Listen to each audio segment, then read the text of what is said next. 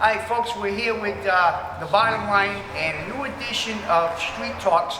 And we've got the fire chief and we got Lieutenant Leonardo. And we're going to discuss a new program that they're kind enough to run through the fire department. And the chief, you want to start out? Chief, tell us what it's about. I will. This is an initiative started here in Fall River, and it was started by EMS Director Tim Oliveira. He went to a seminar in Providence. Providence had the same program for I think 2 years now, right, Lieutenant? That's correct. So 2 years now, Providence has been running the same program. And actually they modeled their program after Nashua, New Hampshire. So Nashua, New Hampshire was the first fire department to start it. Okay. So EMS Director Tim Oliveira thought this would be good for our city also. And he put it in the hands of Lieutenant Bill Leonardo. Right. Bill Leonardo has been really the catalyst Behind for this whole program. And it's basically to help out anybody with an addiction problem. And we all know during the COVID crisis, a lot of people think that the crisis went away with opioids. That's not true at all. Some of the people are not so aware of it any longer. But I want to make it known that the fire department and the EMS division never forgot about that opioid crisis. So this is a program that now we've initiated, and I can honestly say I think it's already been a success story, Chief. Okay, all right. So, Lieutenant, tell us what exactly is this program and how does it operate? Who operates it? So the Safe Station program essentially uses the 6 fire stations in the city here as access points for community members who are looking for assistance with recovery from various types of substance use disorders: alcohol, opiates, benzodiazepines, cocaine, methamphetamine, anyone. addiction. Correct. Okay.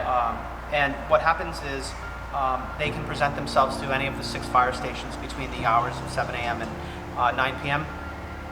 7 days a week, and one of the medical rescues will accommodate them with a quick screening exam, just to make sure that they're not experiencing an acute medical emergency, in which case they would be transported to the nearest hospital. And barring that, then we would put them in touch with a recovery coach from Stepping Stone Peer-to-Peer. We have contacts there with their program director, Michael Bryant, and one of their head recovery coaches, Carrie Phillips, who facilitates sending out a recovery coach, and we put that person in contact with a recovery coach who has at their disposal a number of community resources. Right. STAR is also involved, Stanley's Treatment and Rehab, so we try to get those patients to definitive treatment if at all possible, using one of the resources that we have available. We also have a partnership with Bay Cove Human Services from Boston Medical Center, who is providing us with screening evaluations for behavioral health issues in our stations, which is huge.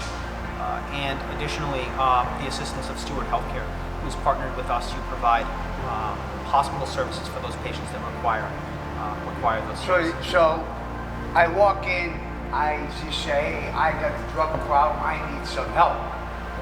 EMS worker will check out my pulse, check out, Yes, make sir. sure I'm okay. Yes, sir. If I'm under the influence and I might be a little wild, we'll get the Narcan available. Yes, sir. That's correct, sir. If I need emergency services, I then get in the ambulance and the rescue and they take me to the hospital. That's correct, sir. Okay. And in a case that I'm okay, I just want some treatment, that's when the coaching comes in. So we're dealing with not only coaching, but we're dealing with emergency medical services on the spot. Right? Have you thought about, and maybe it's too early in this, but have you thought about what happens when this snowballs into people with mental illnesses coming in? Because I think that's going to happen when the word gets out. We have indeed, so that's why we have Bay Cove Oh, involved. great. And Bay Cove's a great resource to us. They have the capabilities of handling people who may be experiencing or suffering from behavioral emergencies, as well as all of the psychiatric problems that we see out there. We were actually contacted by somebody in the Bristol County mental health field. Yeah. And I'm not sure if anybody's aware, but May is Mental Health Awareness. Yes, it is. Yep.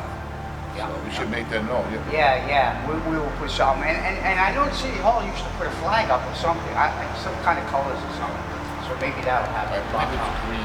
Is it? Yeah. I think it's green. Okay. Yes. So this program here, it's all volunteer, so nobody's getting extra pays and extra stipend. We want the public to know. So we utilize on-duty assets available. On-duty assets, so they're already here anyways. Correct. And this is what we're doing, you know that, Gene. Yeah. The fire department is public safety. Yeah. We're here to serve the citizens of Fall River. Yeah, absolutely. And this is what the firefighters and the paramedics do and what we do best, so. If it wasn't, I mean, I was part of the first push when we were back in 17, 16, 17. And when Beth came into it, Beth from EMS. Farms, yes, Yeah, EMS and director, she was right, spearheading assistant things, and she was like incredible. And I think without EMS, we'd have lost many more people in the city. So from me to you, thank you. And the public now knows that hopefully they'll pass the word around that they can go into any fire station between 7 a.m. and 6 p.m. And you'll see there's a 9 sign. 9 p.m. 9 p.m. There's a sign right outside if you want to take a shot of that. All right, good. And each station has one of those, You're going to have one of them so people know they can walk right in. they were already there. Yeah, we used to have them for babies in the old days, right? And those are still there. Safe houses? Okay. Yep, yep. Great. Anything else you want to add about that? No, I just want to make everybody aware that we are here for them, no matter what the emergency is. And I want to thank you, Gene, because I know you're always a huge advocate. Yeah. We gotta all, we can have our differences around life, right? But we gotta stick together on the important things. I think this is critical. I was looking at some numbers this morning, just briefly to bring myself up to speed, and we still got an issue out there. People think it went away, but it didn't. And in some cases, it got a little worse. So, thank you very much, gentlemen. I appreciate it, and I'm sure the city appreciates it. And keep up the good work. Thank you. Thank you. Keep the word out there. Thanks.